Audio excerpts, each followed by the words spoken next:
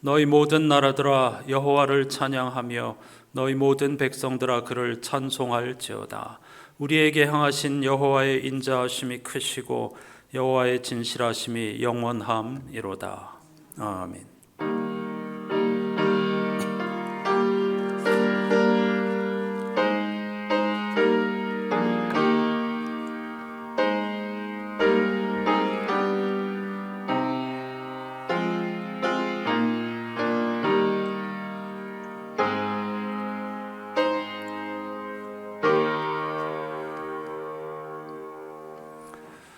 평화의 왕이신 예수 그리스도를 우리에게 보내어 주신 하나님, 하지만 온 인류는 마치 전쟁과 같은 삶을 살고 있으며 지금도 지구촌 곳곳에서 전쟁이 이어지고 있습니다.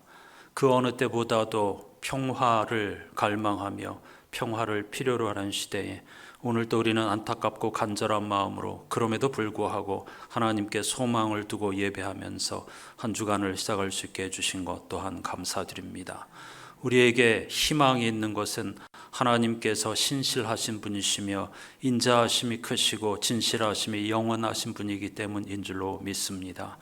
우리를 향하신 하나님의 기대를 저버리지 않고 그리스도인인 우리들 자신부터 정말로 이 땅의 평화를 위하여 그리고 하나님의 좋으심을 이 땅에 열매 맺도록 하기 위하여 애쓰고 수고하고 경주하고 두렵고 떨림으로 구원을 이루어가는 복된 사명을 감당하게 해 주시옵소서. 예수 그리스도의 이름으로 간절히 기원하옵나이다. 아멘.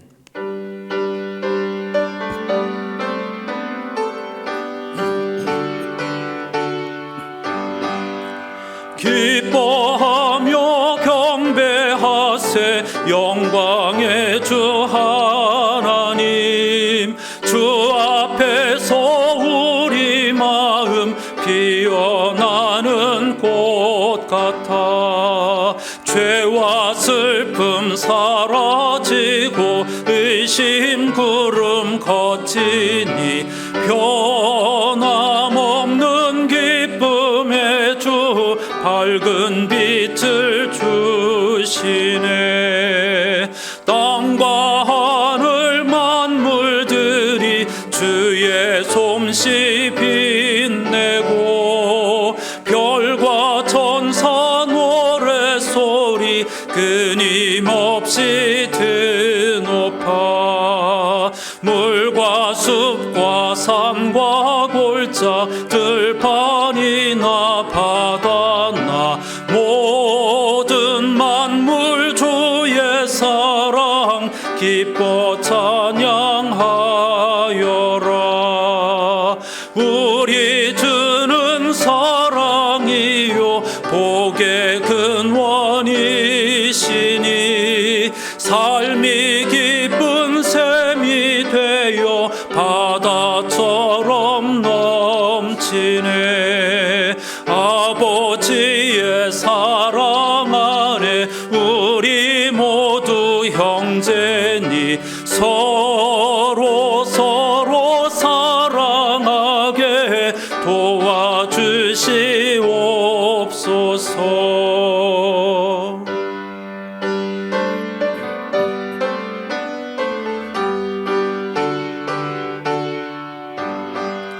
새벽별의 노래 따라 힘찬 찬송 부르니 주의 사랑 줄이 되어 한맘 되게 하시네.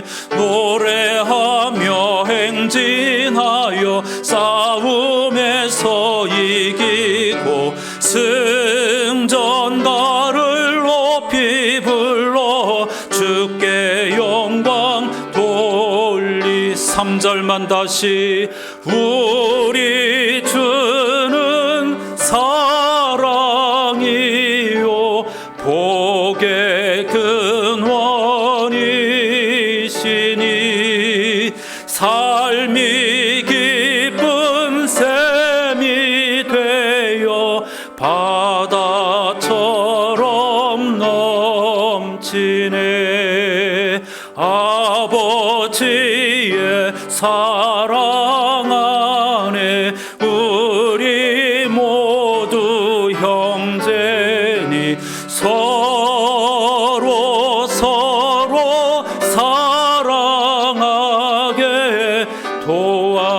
주시옵소서.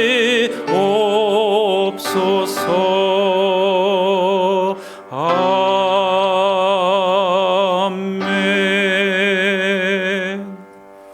자리에 앉으셔서 오늘 3절 가사와 같이 그 어느 때보다도 평화를 필요로 하는 시대, 전쟁으로 가득한 시대, 단식하는 마음으로 함께 공동 기도를 드리십시다.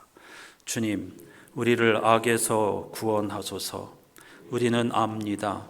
마치 쇠사슬에 묶인 것과 같이 우리가 포로인 것을.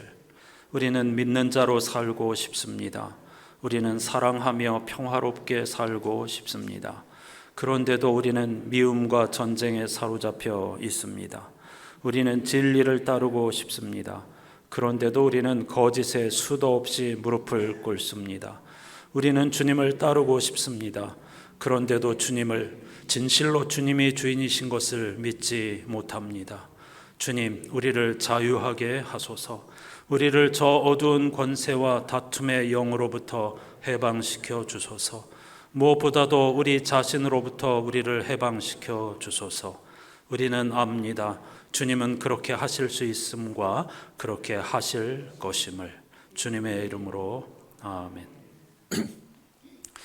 전쟁으로 가득한 힘에 의한 평화, 거짓 평화를 추구하는 우리 자신들과 인류를 하나님께서 긍휼히 여겨 주십시오. 다 같이 참회의 마음으로 침묵 기도하십시다.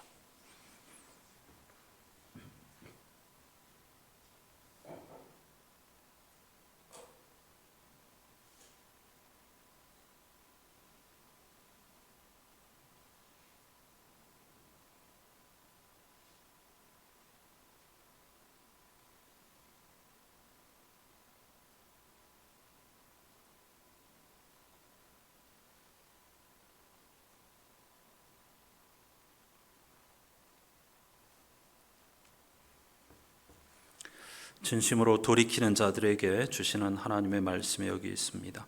허물의 사함을 받고 자신의 죄가 가려진 자는 복이 있도다. 너희 의인들아 여호와를 기뻐하며 즐거워할지어다. 마음이 정직한 너희들아 다 즐거이 외칠지어다. 아멘.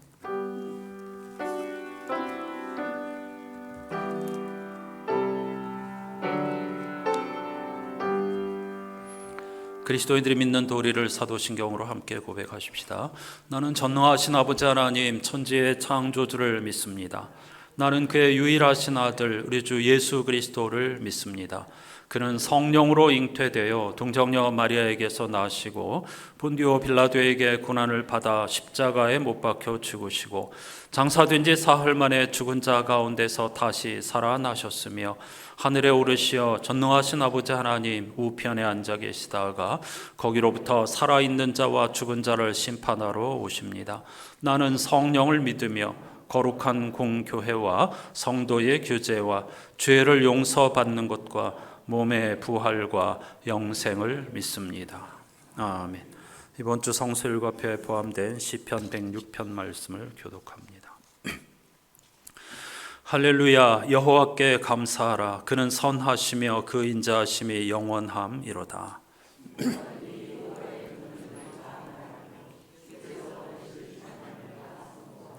정의를 지키는 자들과 항상 공의를 행하는 자는 복이 있도다.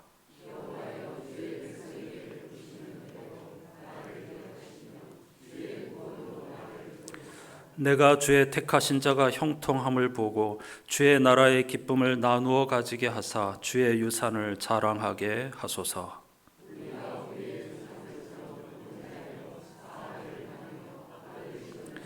그들이 호렙에서 송아지를 만들고 부어 만든 우상을 경배하여 애굽에서 큰 일을 행하신 그의 구원자 하나님을 그들이 잊었나니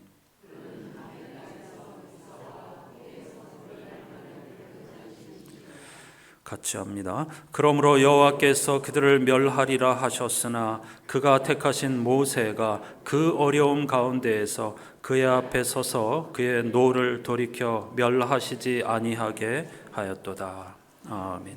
십자가만이 평화의 근원이라는 사실을 함께 찬양하십시다.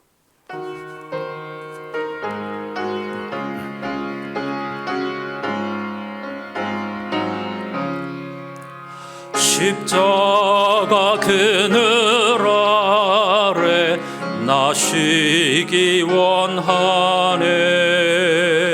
저 햇볕이 뜨겁고 또 짐이 무거워 이 광야 같은 세상에 늘 방황할 때에 주 십자가의 그늘에 내 쉴 곳 찾았네. 내 눈을 밝히 떠서 저 십자가 볼 때 날 위해 고난 당하신 주 예수 보인다. 그 형상 볼 때 내 맘에 큰 찔림 받아서 그 사랑 감당 못하여 눈물만 흘리네.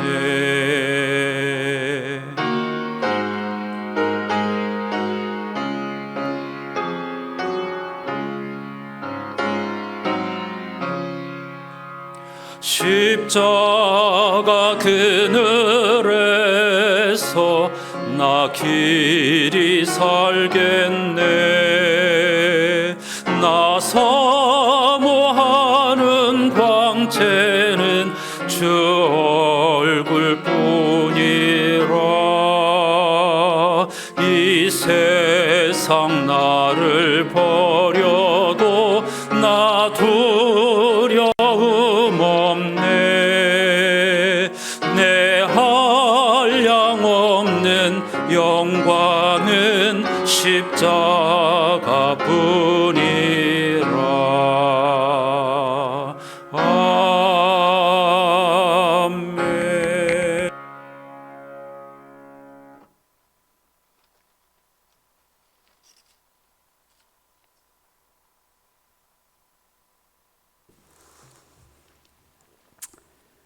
거룩하시고 자비로우신 하나님 아버지, 이 땅의 영적 기근의 시대를 살아가고 있는 우리에게 특별히 구별된 삶을 살고자 하는 열망을 갖게 하시고 우리의 소망을 하나님께 두며 이 부정한 세대를 본받지 않게 하시니 감사를 드립니다.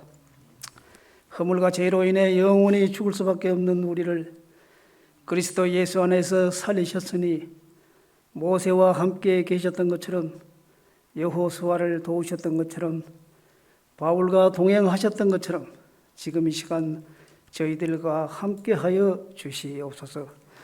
사랑과 은혜를 베푸시는 하나님 아버지, 우리들의 삶의 현장에서 저지른 모든 잘못들을 용서하여 주시옵소서.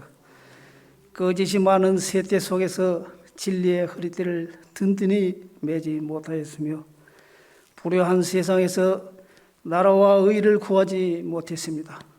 불신이 팽배한 세상에서 신실한 은행으로 일관하지 못한 우리들의 삶을 용서하여 주시옵소서.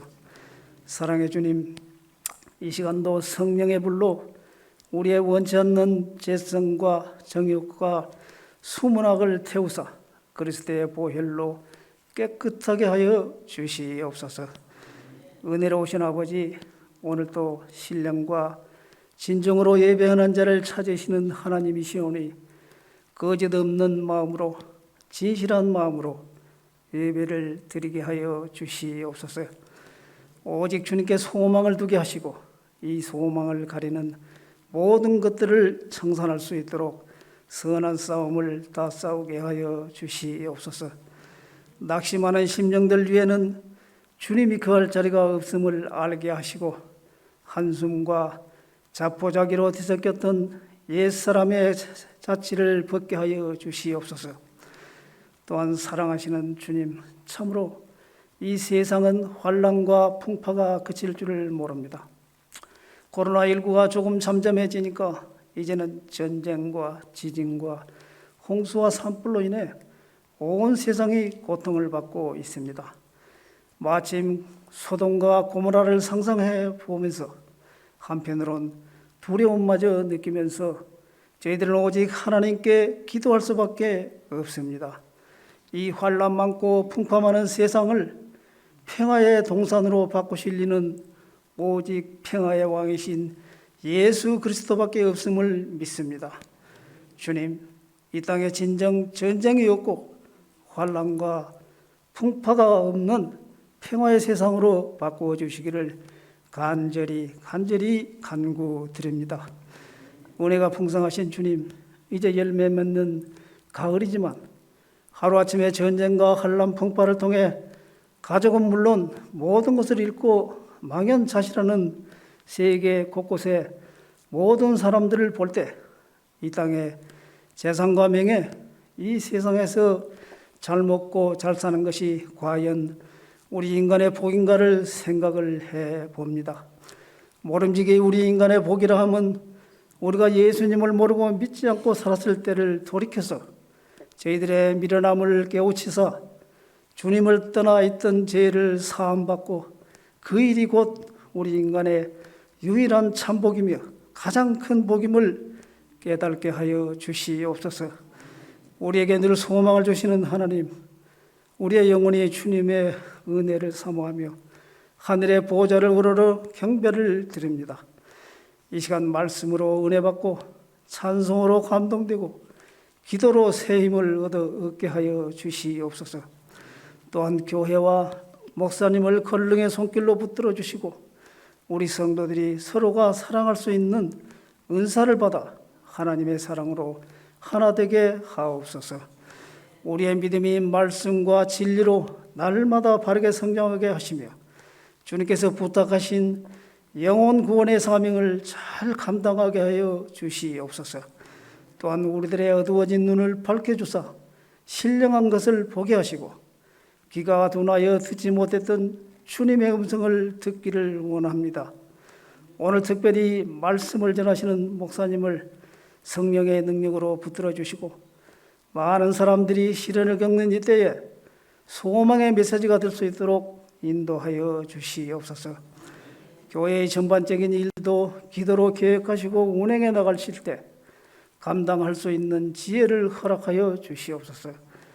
또한 기도해야만 하는 이 절박한 때에 기도하기를 힘으로 말미암아 믿음이 시들어가지 않도록 함께하여 주시옵소서. 예배의 시종을 주님께 맡겨오며 거룩하신 예수 그리스도의 이름으로 간절히 기도드립니다. 아멘.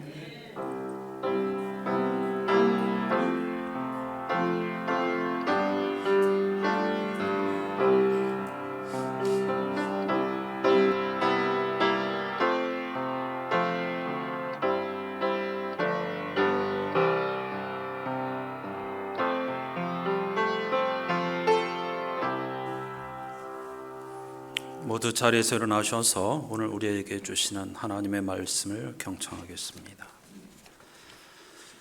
창조절 7번째 주일에 주시는 하나님의 말씀은 신약성서 빌립보서 4장 4절에서 7절까지입니다. 세 번역으로 읽겠습니다. 주님 안에서 항상 기뻐하십시오. 다시 말합니다. 기뻐하십시오. 여러분의 관용을 모든 사람에게 알리십시오. 주님께서 가까이 오셨습니다. 아무것도 염려하지 말고 모든 일을 오직 기도와 간구로 하고 여러분이 바라는 것을 감사하는 마음으로 하나님께 아뢰십시오. 그리하면 사람의 헤아림을 뛰어넘는 하나님의 평화가 여러분의 마음과 생각을 그리스도 예수 안에서 지켜줄 것입니다. 아멘. 자리에 앉으시기 바랍니다. 오늘 영상으로 함께할 찬양 이 세상은 요란하나 하나님의 평화를 갈망하는 마음으로 이 찬양을 함께 하십시다.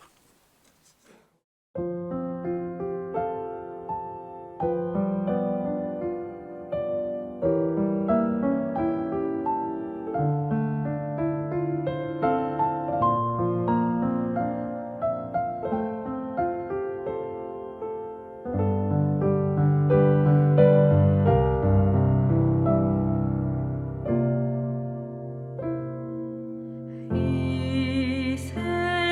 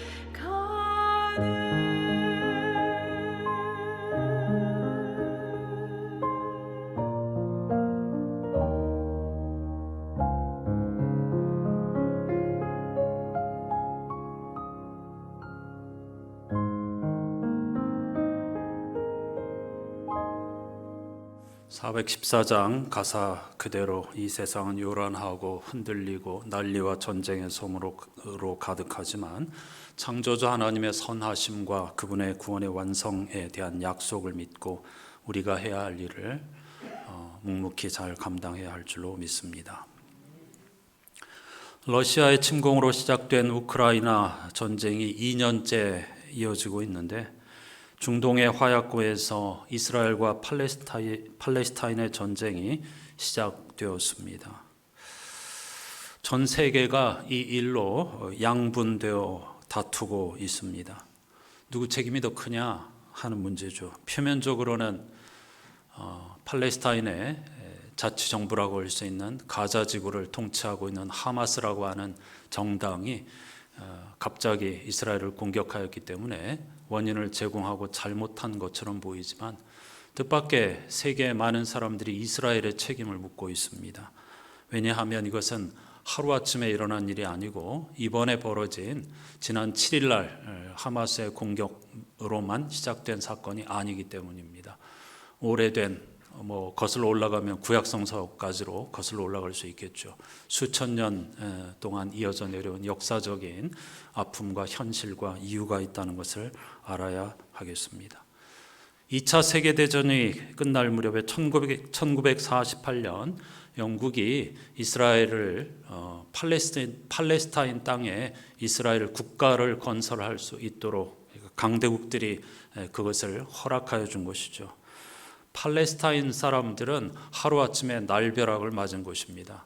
자기들이 오랫동안 살아오던 그 땅, 고향 땅을 갑자기 이스라엘이라는 나라가 차지하게 된 것이죠. 그 이후로부터 지금까지 4차례에 걸쳐서 중동 전쟁이 있었습니다. 크고 작은 국지전은 지금까지도 수없이 해마다 반복되었지만 역사적으로 기록된 큰 전쟁, 발자취를 남긴 팔레스타인과 이스라엘의 전쟁은 4차례였고 이번이 혹시 5차 중동 전쟁으로 번지는 것 아닌가 그런 염려를 세상 사람들이 하고 있는 것이죠. 이 4차례의 중동 전쟁을 통해서 군사적으로나 또 정보적으로나 세계 최대 강국이라고 할 수 있는 이스라엘은 무력으로 팔레스타인 사람들을 점점 궁지에 몰아넣었습니다.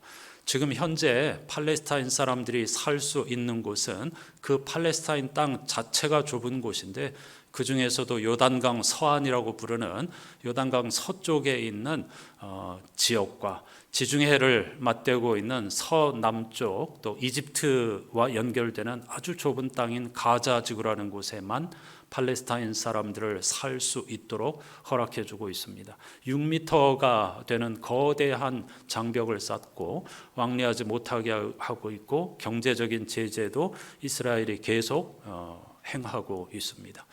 그래서 이 가자 지구는 전 세계에서 인구 밀집도가 가장 높은 불행한 지역이 되었습니다. 그 좁은 지역에서만 살라고 다 팔레스타인 사람들을 몰아넣었기 때문이죠. 그런데 요단강 서안은 파타라고 하는 다른 팔레스타인의 정당, 약간 온건한 정당입니다. 그래서 서로 이렇게 타협을 하면서 조금은 평안하게 지내고 있고 하마스라고 하는 정당은 아주 매파라고 할 수 있습니다. 어떤 수단과 방법을 가리지 않고라서라도 팔레스타인의 독립을 쟁취해야 되겠다 하는 무장 세력을 일컫는 것이죠. 그런데 지금 이스라엘을 통치하고 있는 이 베냐민 네타냐후라는 총리 역시 강성 지도자입니다. 아주 오래전에 이미 이스라엘 총리를 역임했었고 얼마 전에 다시 총리를 맡았는데 지난해 말에 연임하는 것이 어렵게 되자 강성 정당들과 손을 잡게 되었습니다. 그리고 무엇을 내세웠느냐고 하면 요단강 서안에 있는 팔레스타인 사람들도 다 쫓아내고 거기에 유대인 정착촌을 짓겠다고 공약하였습니다. 그러니까 팔레스타인 사람들 특히 가자 지구를 다스리고 있는 정당인 하마스는 그냥 가만히 앉아서 당할 수가 없으니까 이런 무력 도발을 감행한 것인데 그건 세상 사람들에게 특히 이슬람 국가들에게 우리를 도와달라는 손짓을 한 것입니다. 우리가 궁지에 몰려있고 이대로 가다가는 완전히 절멸될 수도 있는 위기 상황이 왔으니 같은 이슬람 세력으로서 우리를 도와달라고 하는 것을 시위하는 겁니다. 사실 그들이 군사적으로는 상대가 되지 않죠. 이스라엘과. 또 이스라엘은 강력하게 미국의 지원을 받고 있습니다. 미국 사회 자체가 유대인이 움직이는 사회라고 해도 과언이 아니기 때문이죠. 그래서 이걸 종교적인 전쟁으로 이렇게 몰아가고자 하는 그런 셈법이 있다, 이렇게 말씀을 드릴 수가 있겠습니다. 그러면 누가 더 큰 잘못을 저지르는가? 상당히 딱한 일이죠. 그리고 쉽게 판단을 할 수가 없습니다. 왜냐하면 유대인들이 역사적으로 얼마나 많은 박해를 받았는지 그들도 나름대로 이유가 있습니다.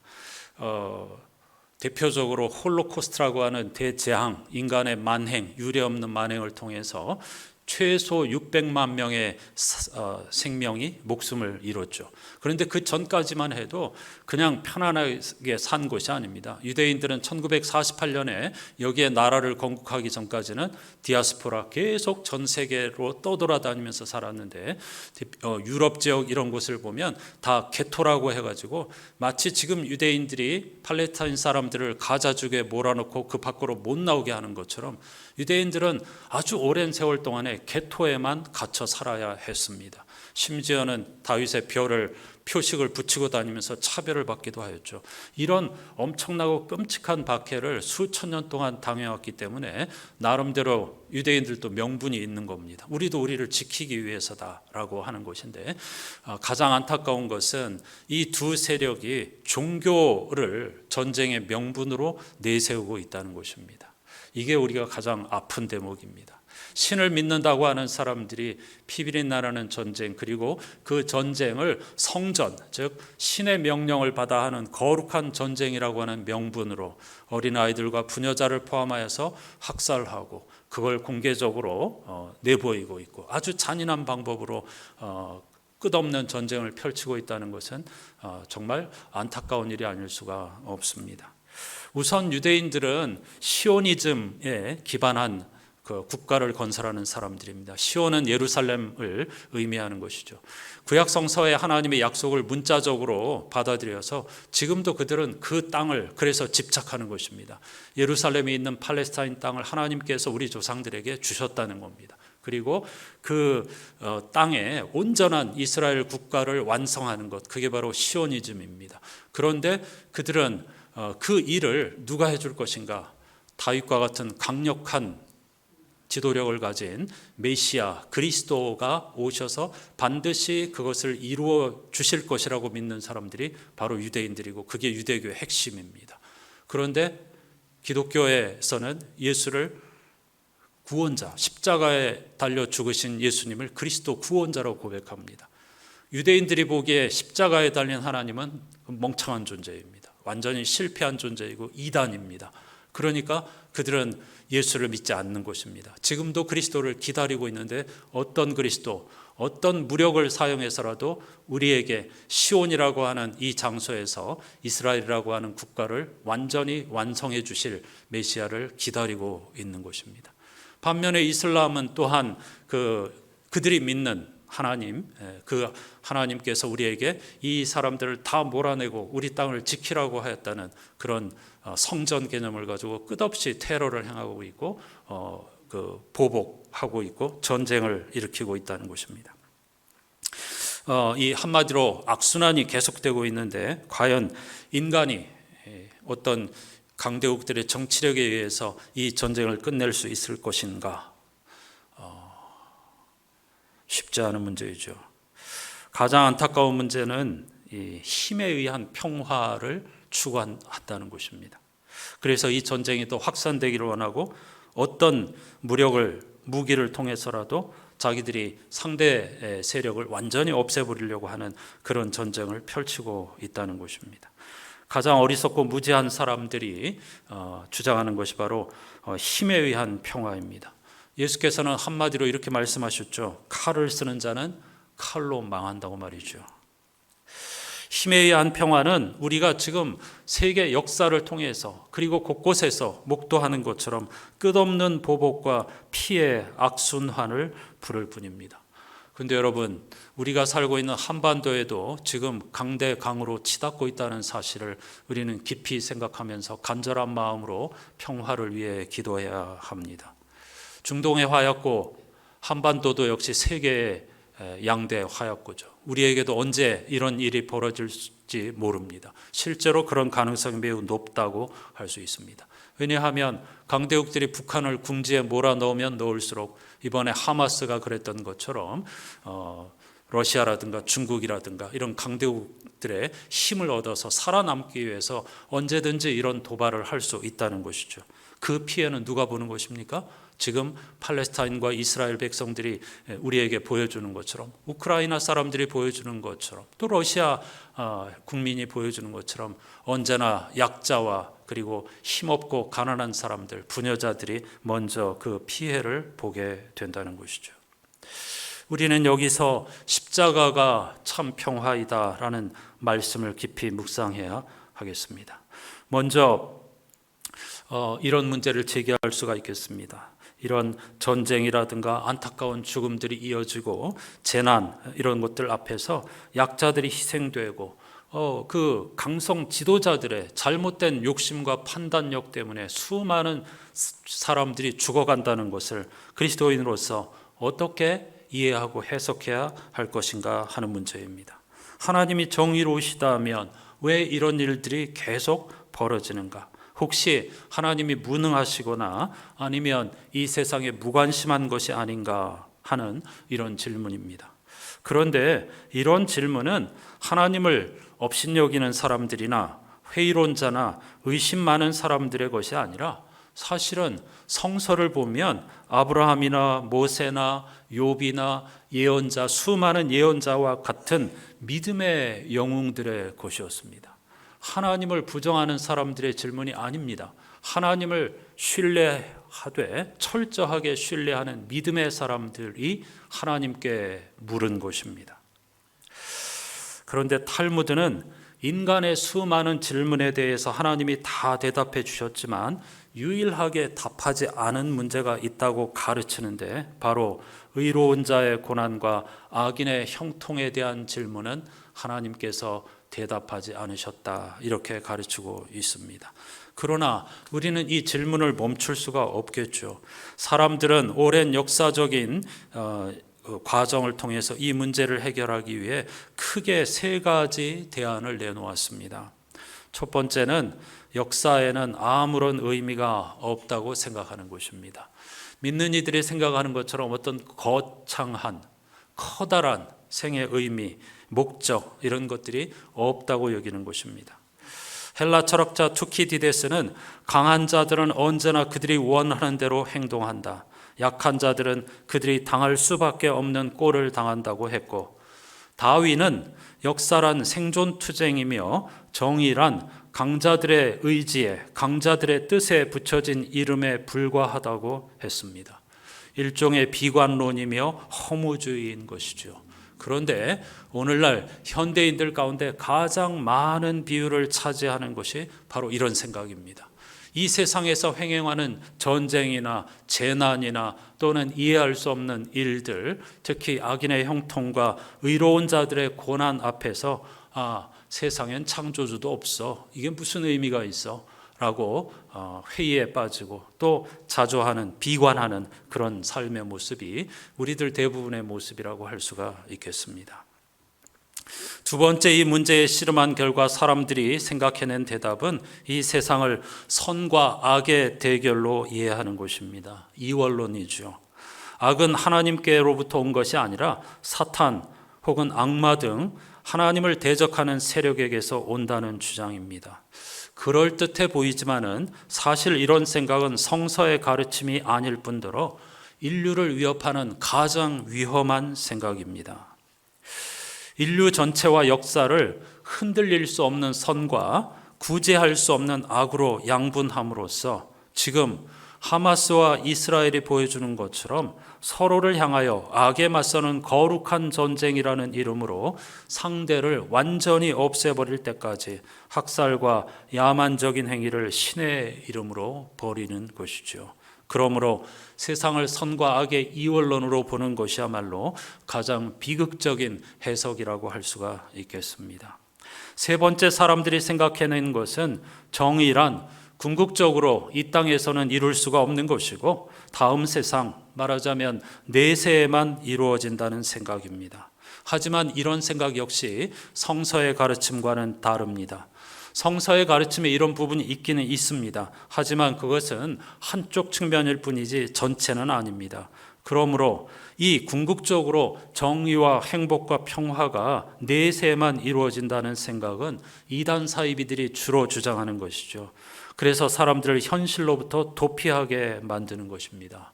그럼 성서의 가르침은 무엇일까요? 이번 주 제1독서 출애굽기 32장에서도 모세가 이와 같은 문제로 하나님께 항변합니다. 이스라엘 백성들이 출애굽한 지 얼마 되지 않아서 하나님께서 그들을 먼저 구원해 내시고 이렇게 하나님 백성답게 살아야 한다라고 말씀을 주시기 위해서, 가르침, 율법을 주시기 위해서 모세를 산 위로 불러 올리셨습니다. 문제는 그 기간이 꽤 길어졌다는 것입니다. 40일이 넘는 기간 동안 그들을 인도하며 마치 그들이 보기에 하나님을 대신했던 모세가 보이지 않자 그들은 점점 불안해지기 시작하였습니다. 지금 처음에 출애굽하고 엄청난 기적을 경험하면서 광야 생활을 시작했을 때에는 금방 약속의 땅으로 갈 수 있을 줄 알았습니다. 실제로 금방 갈 수 있는 거리였죠. 하지만 끝이 보이지 않았습니다. 먹고 마시는 문제를 비롯하여서 광야에서 수많은 위기로 과연 우리가 제대로 진짜 구원을 받은 것인가, 우리의 앞날은 어떻게 될 것인가 불안이 쌓여있는 와중에 모세가 오랫동안 보이지 않자 그들은 급기야 폭발하고 만 것입니다. 그래서 모세의 대언자 역할을 했던 아론을 찾아가서 우리에게 하나님을 대신할 상을 만들어 달라고 했던 것입니다. 그래서 개인이 가지고 있던 금부치를 모아가지고 금송아지 형상을 만들어서 이게 바로 우리를 이집트로부터 인도해낸 하나님이다라고 선언을 한 것이고, 그 앞에서 겨우 백성들이 그 송아지를 보면서 안심하고 잔치를 벌이고 제사를 하면서 기뻐 뛰며 즐거워했다, 이런 말씀을 제1독서가 들려주고 있습니다. 이게 단순한 이야기들이 아닌데요, 우리는 그냥 쉽게 이 금송아지가 우상이라고 생각하지만은 사실은 엄밀하게 말하면 이 상황에서 금송아지는 우상이 아닙니다. 하나님이 보이지 않자, 하나님을 대신하였던 모세가 보이지 않자 그들은 눈에 보이는 하나님을 만들어 달라고 한 것입니다. 하나님께서 진노하신 것은 바로 이것 때문입니다. 하나님께서 십계명에서도 형상을 금하지 말라고 한 것은 인간의 눈높이에, 인간이 생각하는 범주 손아귀에 나를 넣을 수 없다고 하는 것입니다. 그러므로 그것이야말로 가장 위험한 생각이고 그리고 잘못된 생각이라는 것을 말씀하고 있는 것입니다. 그들은 눈에 보이는 하나님을 원했습니다. 그래야 우리가 평화, 마음의 평화를 얻을 수 있겠다, 이렇게 생각했는데 그것으로는 결코 평화를 얻을 수 없다는 것이 하나님의 말씀이었습니다. 그래서 하나님께서 이 심각한 문제에 대해서 그들을 심판하겠다고 하자 모세가 그건 정의로운 일이 아니라고, 왜 이렇게 당신이 구원해 내신 백성에게 화를 내느냐고 항변하고 묻는 것을 볼 수가 있습니다. 그때 하나님이 이렇게 말씀하셨습니다. 32장 9절인데요. 나는 이 백성을 잘 안다. 보아라, 얼마나 고집이 센 백성이냐. 이게 무슨 말씀입니까? 일이 이렇게 된 것은 그들의 고집 때문이라는 것입니다. 여러분, 성서는 창조주 하나님께서 이 세상을 선하게 아름답게 만드셨다고 분명히 선포하고 있죠. 창세기 1장에만 보시기에 좋았다라는 선언이 7번이나 울려 퍼집니다. 완벽하게 잘 어울리고 선하고 아름다운 세상을 하나님이 만드셨다는 것이죠. 그러므로 성서는 이러한 악의 문제에 대해서 앞에서 말씀드린 세 가지 해결책이 아니라 하나님의 성품으로 창조되어 자유의지를 허락받은 인간이 이러한 악을 행하였고 그 결과로 고통을 받는 것이라고 말하고 있습니다. 이걸 굉장히 깊이 생각하셔야 합니다. 출애굽기 32장의 상황을 묘사하고 있는 이번 주 성시 106편 20절에도 보면 이런 말씀이 있습니다. 아까 교독했죠. 그들이 호렙에서 송아지를 만들고 부어 만든 우상을 경배하여 자기 영광을 풀 먹는 소의 형상으로 바꾸었도다. 이게 굉장히 중요한 말씀입니다. 하나님께서 우리 사람들에게 당신의 형상을 주셨습니다. 이게 하나님의 영광을 풀먹는 소, 짐승의 형상으로 바꾸었다는 것은 더 깊이 들어가면 하나님의 형상대로 지음받은 우리의 이 영광을 짐승의 수준으로 끌어내렸다, 그런 뜻입니다. 즉 이런 말씀은 성서 지혜자들이 우리에게 공경과 비극을 만날 때에 우리들 자신 안에서 그 원인을 찾아야 한다는 것을 말씀하고 있는 것입니다. 우리들이 가진 욕심, 무지 이런 것들로부터 해결책이 있다는 것입니다. 어쩔 수 없다고 여기라는 뜻이 아닙니다. 만일 악한 일이 일어난다고 하면 냉소주의나 무관심에 빠지거나 타인을 희생제물로 삼지 말고 우리 스스로를 돌아보고 더 나은 세상을 만들기 위해 힘써야 할 책임이 하나님의 형상대로 지음받은 우리들 자신에게 있다는 뜻입니다. 마치 야곱이 천사와 밤새 씨름하다 부상을 입었지만 해가 떠오르자 일상에서 다시 자기에게 주어진 일을 시작한 것처럼 우리도 이런 어려운 시절 이해할 수 없는 일을 만난다 하더라도 믿음과 소망과 사랑으로 다시 일어서서 묵묵히 우리에게 주어진 사명을 감당해야 한다는 뜻입니다. 사도 바울은 그것을 오늘 본문에서 우리에게 가르쳐주고 있습니다. 그리스도 4절에서 6절까지 바울은 그리스도인의 일상에서 중요한 것이 무엇인가, 기쁨, 감사, 관용 이런 덕목들을 강조한 다음에 7절에서 이렇게 말합니다. 그리하면 사람의 헤아림을 뛰어넘는 하나님의 평화가 여러분의 마음과 생각을 그리스도 예수 안에서 지켜줄 것입니다. 힘에 의한 평화는 사람의 헤아림을 뛰어넘는 평화가 아닙니다. 거짓말입니다. 불가능한 일이고 속임수입니다. 그리하면이라는 단어로 이 문장이 시작된다는 것이 중요합니다.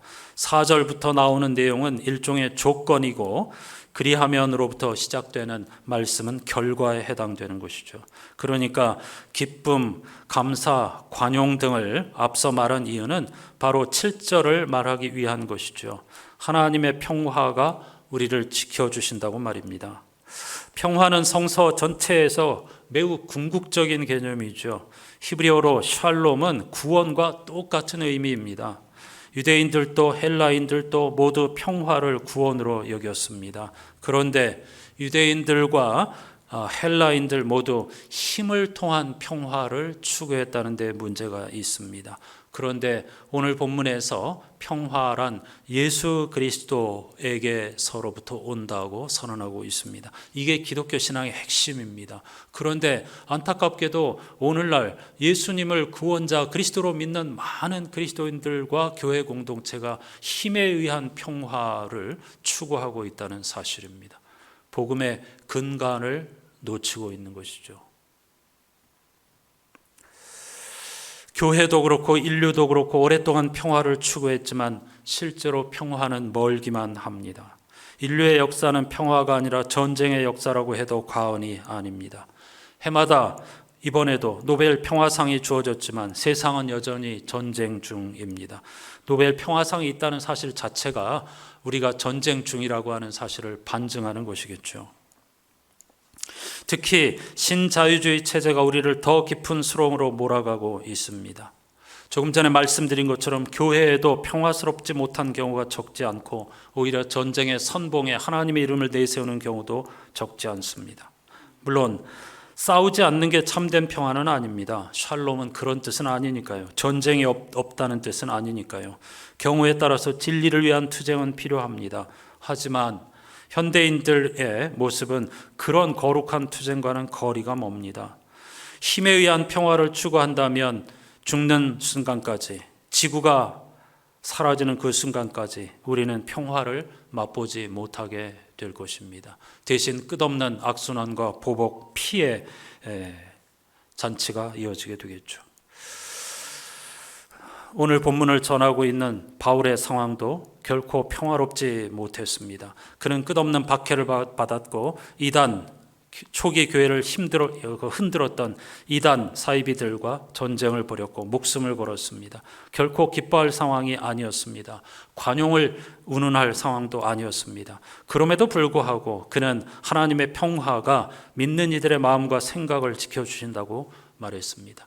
모든 문제는 마음과 생각의 문제가 아닙니까? 하나님께서 만일 우리의 마음과 생각을 붙잡아 주신다고 하면 모든 문제의 해결이 전혀 다른 차원에서 시작될 수가 있는 것이죠.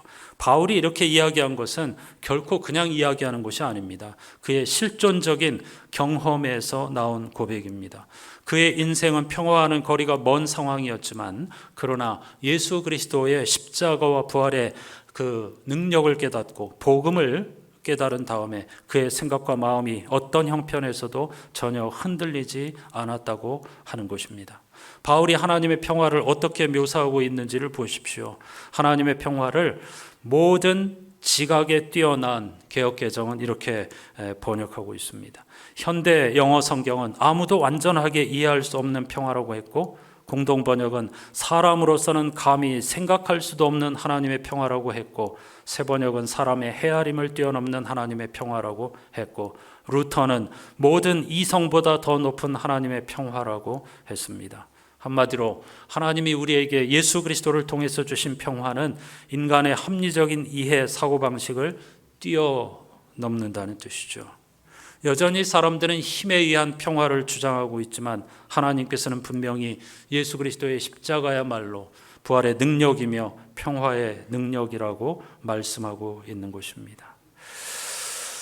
거꾸로 하면 우리 많은 사람들이 상식과 합리성과 이성에만 묶여 있기 때문에 힘이 있어야 평화를 지키는 것 아니냐, 이런 생각에 빠지게 되고 결국은 평화와 거리가 먼 삶을 산다는 뜻이 되겠죠.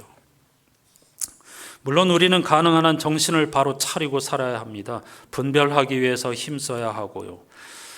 그러나 궁극적으로 인간의 그런 이성이나 합리적인 계산, 과학적인 사고방식은 한계가 있다는 걸 알아야 합니다. 만일 그런 것으로 평화를 누릴 수 있다는 것이 사실이라면 왜 지금도 우리가 이렇게 전쟁의 한복판에서 살고 있겠습니까?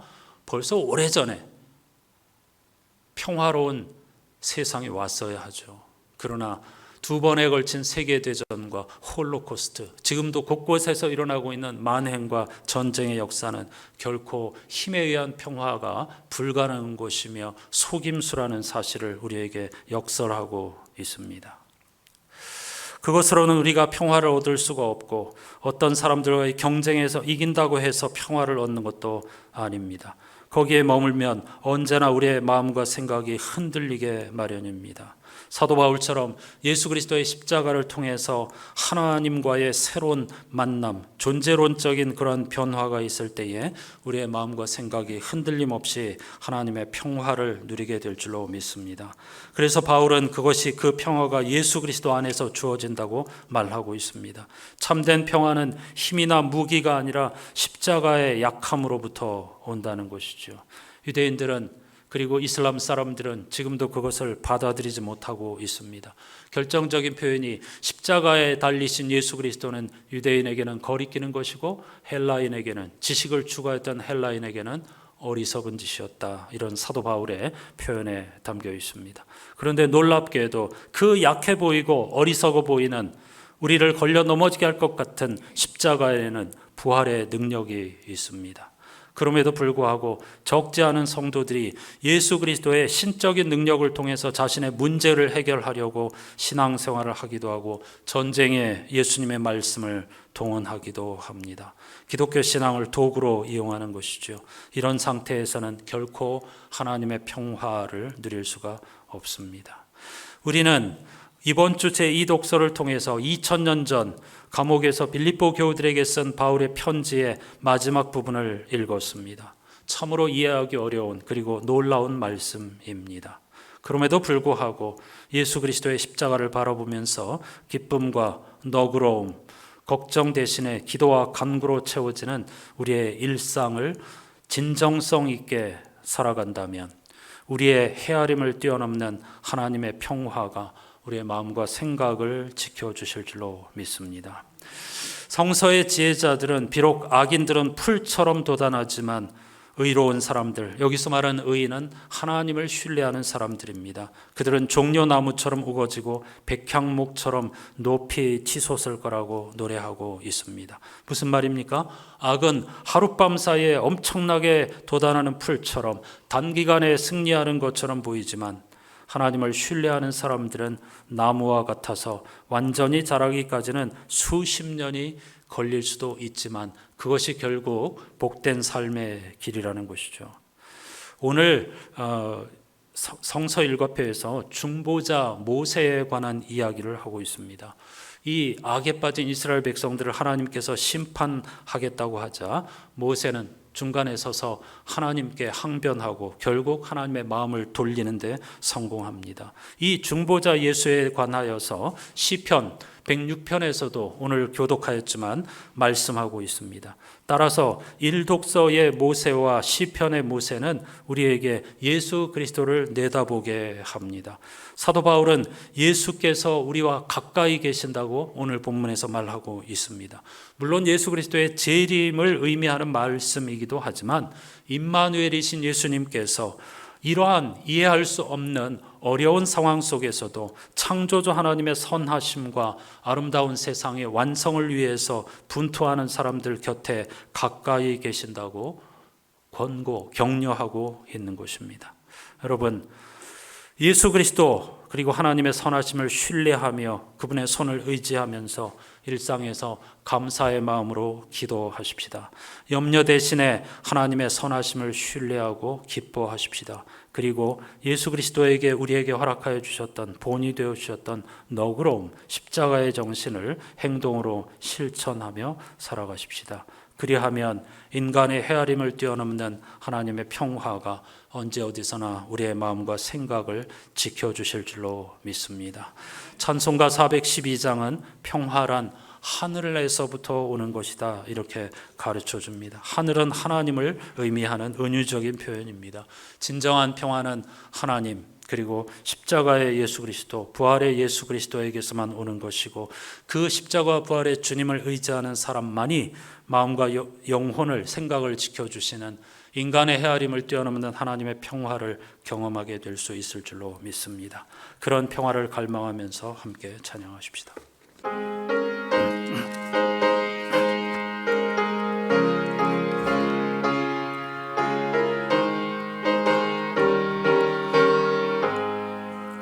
내 영혼의 극히 깊은 데서 맑은 가락이 흘려나네. 하늘 곡조가 언제나 흘러나와 내 영혼을 고이 싸네.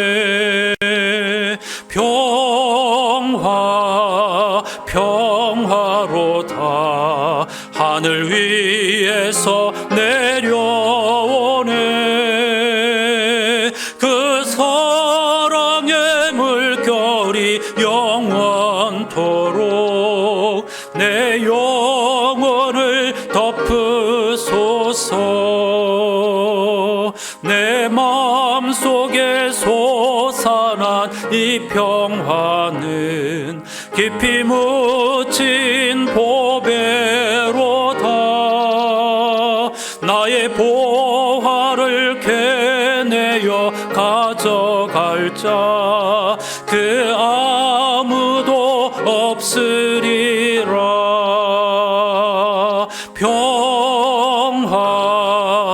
평화로다 하늘 위에서 내려오네.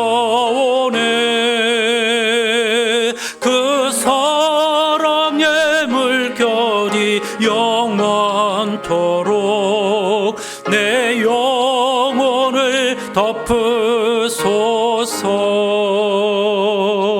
내 영혼의 평화가 넘쳐남은 주의 큰 복을 받음이라.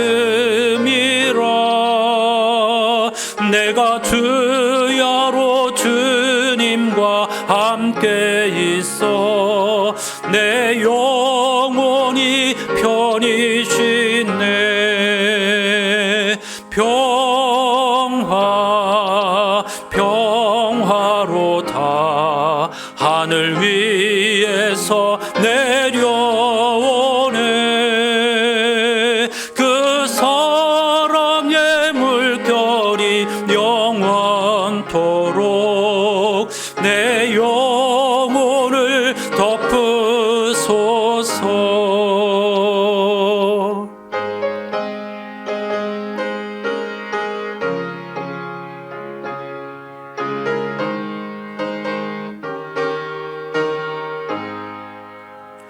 이 땅 위에 험한 길 가는 동안 참된 평화가 어디 있나. 우리 모두 다 예수를 친구 삼아 참 평화를 누리겠네.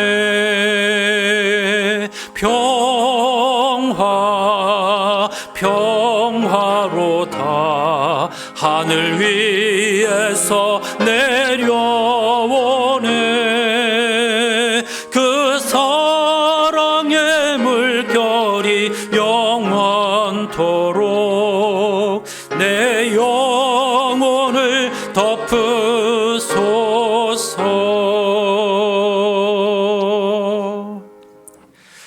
평화는 하나님께로부터 오는 것이지만 그냥 감이 떨어지기까지 기다리라는 뜻이 아닙니다. 하나님의 형상대로 지음받은 우리들이 이 세상의 여러 가지 불화와 그리고 전쟁을 추구하는 세력으로부터 돌아서서 평화를 위해서 행동하는 사람들이 되어야 한다는 것을 가르쳐주고 있습니다.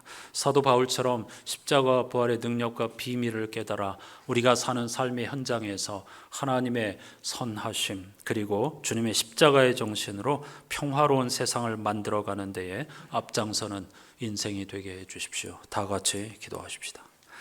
하나님 아버지, 오늘 우리들은 여기서 지금 평화로운 마음으로 예배를 드릴 수 있지만 세계 곳곳에서는 전쟁의 참상으로 인하여서 아무것도 알지 못하는 어린이들이 처참하게 죽어가고 있고 부녀자들이 힘없는 백성들이 죽어가고 있습니다. 영문도 알지 못하고 이유도 알지 못하며 그저 욕심투성이인 힘에 의한 평화를 추구하는 지도자들의 욕심 때문입니다. 자국의 이익만을 추구하는 강대국 지도자들의 욕심 때문입니다. 거기서 한없이 많은 사람들이 죽어가고 있습니다. 과연 힘에 의한 평화가 가능합니까? 만일 힘에 의한 평화, 무기에 의한 평화가 가능하다고 하면 이 세상은 이미 평화 가득한 천국이 되었을 것입니다. 하지만 사탄의 속삭임이기도 한 거짓 속임수에 빠져서 힘에 의한 평화를 추구하느라고 끝없는 전쟁과 보복과 피해 악순환이 반복되고 있습니다. 만일 우리가 십자가의 평화 정신을 받아들이지 않는다면, 그걸 인정하고 십자가와 부활의 능력으로 서로 관용을 베풀고 함께 어우러져 살아가는 세상을 추구하지 않는다면 세상은 주님이 오시는 그 날까지 전쟁과 피해 보복으로 얼룩지게 될 것이고 참된 평화는 결코 맛보지 못하게 될 것입니다. 우리가 평화의 왕이신 예수님을 구원자로 믿는다고 하는 것은 얼마나 중요한 의미가 있는지 모릅니다. 아직도 강력한 힘에 의해서 시온을 완성해 줄 메시아를 기다리고 있는 유대인들이나 신의 이름으로 전쟁을 행하면서 살육을 멈추지 않는 이슬람 사람들 마찬가지로 그들은 하나님을 잘못 이해하고 있습니다. 따라서 우리에게는 더욱더 사도 바울이 권하였던 것처럼 예수 그리스도의 십자가와 부활에 천착하고 그것에 우리의 모든 것을 걸어야 하겠습니다. 진정 복음을 깨닫고 그리고 바울처럼 실존적인 변화를 경험한 그리스도인이야말로 세상의 유일한 희망이 될 줄로 믿습니다. 평화의 왕이신 예수 그리스도를 믿는 성도답게 이 세상의 힘에 의한 평화가 아니라 관용과 너그러움과 차별 없는 세상을 만들어감으로써 참된 평화를 일구어가는 주님의 종들이 되게 해 주시옵소서.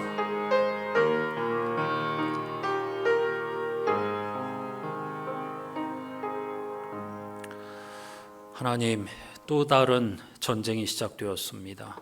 어쩌면 한반도에서도 이와 같은 일들이 벌어질지도 모릅니다. 모두 다 힘에 의한 평화를 추구하고 있기 때문입니다. 하지만 힘에 의한 평화는 유대교와 이슬람교 사이의 싸움에서도 보여주듯이 불가능한 일입니다. 종말이 올 때까지 끝없는 보복과 피해 악순환이 반복될 뿐입니다. 문제는 어떤 그 강성 지도자들, 힘에 의한 평화를 추구하는 몇몇 지도자들 때문에 죄 없는 백성들이 영문도 모른 채 이 소중한 인생과 목숨을 빼앗기고 있다는 것입니다. 이런 안타깝고 억울한 현실 앞에서 그리스도인인 우리들은 어떤 생각과 어떤 행동을 해야 하는가, 오늘 사도 바울이 분명히 우리에게 권면하고 있습니다. 유대인들과 이슬람 교도들은 이해할 수 없고 비웃지만은, 그리고 지혜자들도 그것을 어리석은 것이라고 비웃고 받아들이지 않지만, 성서는 십자가에 달리신 하나님, 즉 예수 그리스도야말로 평화의 근원이며 십자가의 정신이 곧 평화를 이룰 수 있는 유일한 정신이라는 사실을 우리에게 가르쳐주고 있습니다. 예수 그리스도께서 보여주셨던 것처럼 서로 너그럽게 관용을 베풀고 용서하고 우리에게 주어진 것을 욕심부리지 않고 감사하는 마음으로 살아간다고 하면, 인간의 헤아림을 뛰어넘는 하나님의 평화가 우리의 연약한 마음과 생각을 지켜주신다고 말이죠. 이 말씀에 우리는 과연 집중할 수 있을까요?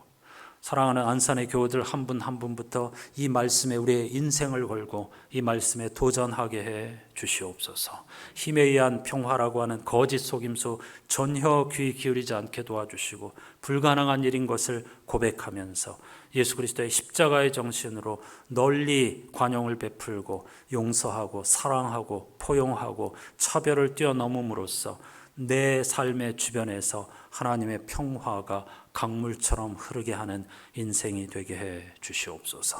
예수 그리스도의 이름으로 간절히 기도하옵나이다. 아멘.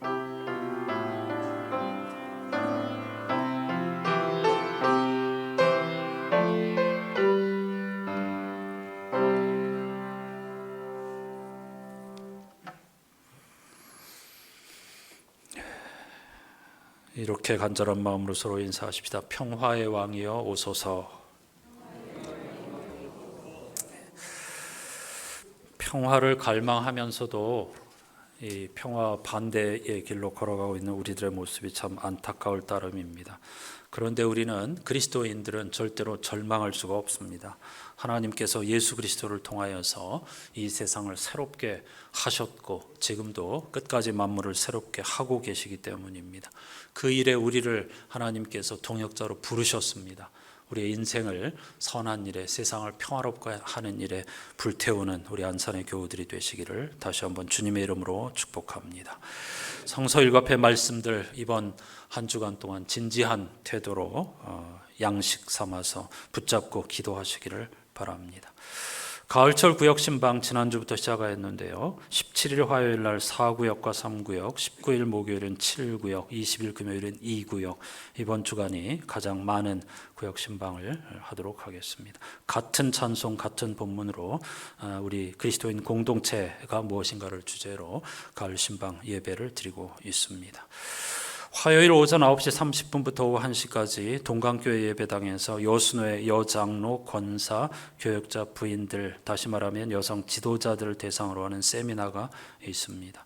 함께 하시고 배우기에 힘쓰는 우리 여전도 회원들이 되시기를 바라고요. 우리 교회 권사 수련회 겸 나들이는 돌아오는 토요일 날 오전 8시 30분에 출발하여서 장성을 다녀오도록 하겠습니다.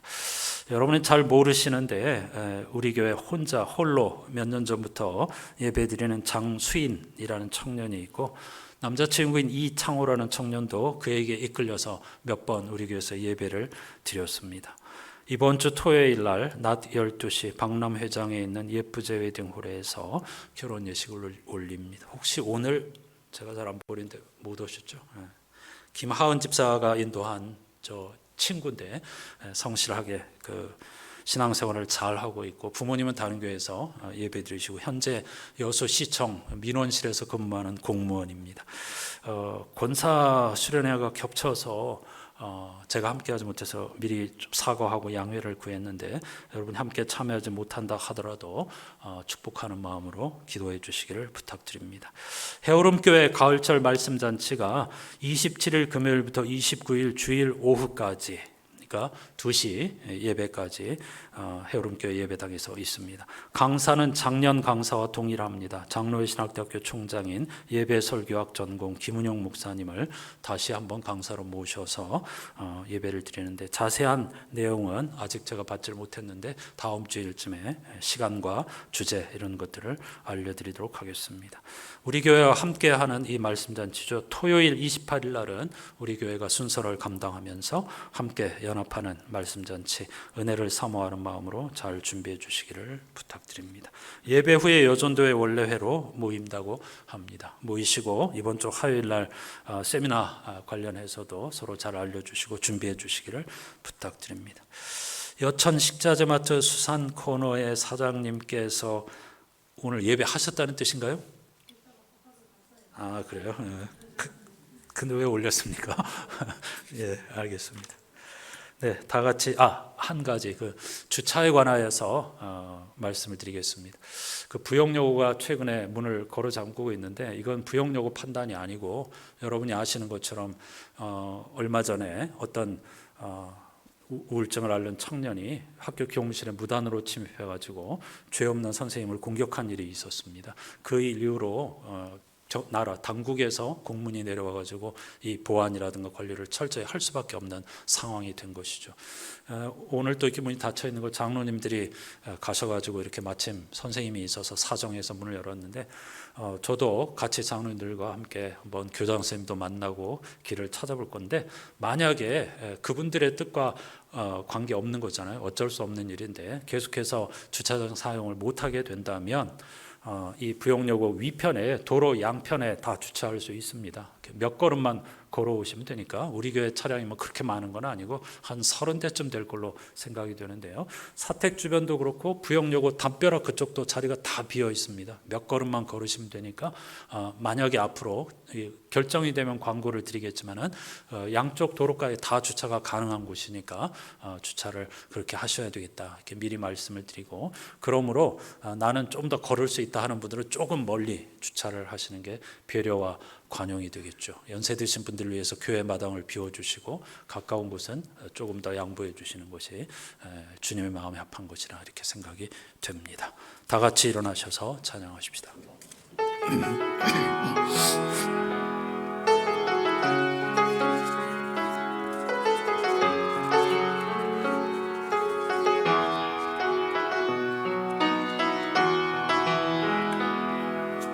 이 세상을 살아가는 동안에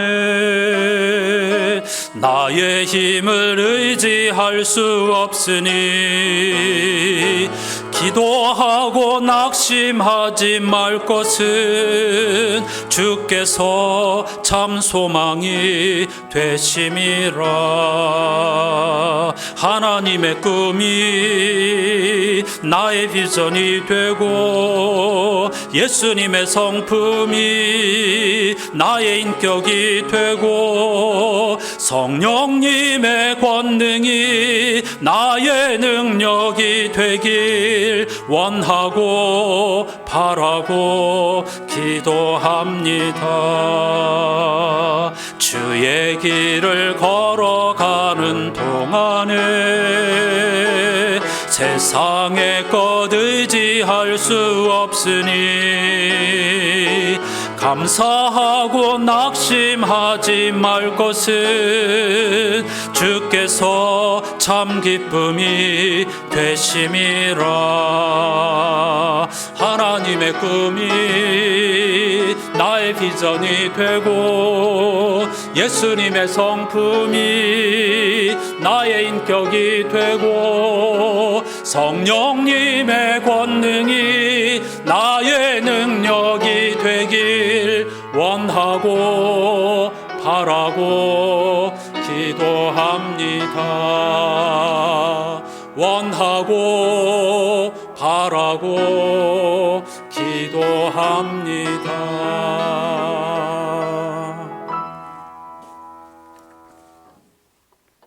마음을 졸이거나 염려하지 마십시오. 염려 대신 기도하십시오.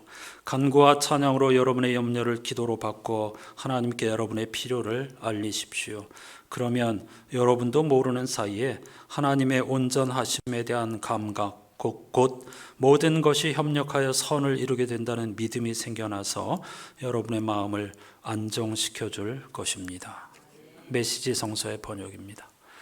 우리 구주 예수 그리스도의 은혜와 하나님 아버지의 사랑과 성령님의 말로 닿을 수 없는 탄식과 교제가, 세상은 힘에 의한 거짓 평화를 추구하지만 그럼으로써 피해 보복과 악순환을 반복하지만 우리는 십자가에 달리신 주님이 그리스도이시며 거기에 부활의 능력이 있다는 사실을 믿으면서 하나님 앞에 기쁨과 감사를 잃지 않으며 이웃을 향한 관용과 너그러움, 용서, 희생의 태도로 살아감으로써 예수께서 오르셨다, 참 평화의 왕이셨다, 이런 것들을 증거하기를 원하는 모든 예배자들의 삶의 자리에 영원히 함께해 주시옵기를 간절히 축원하옵나이다. 아멘.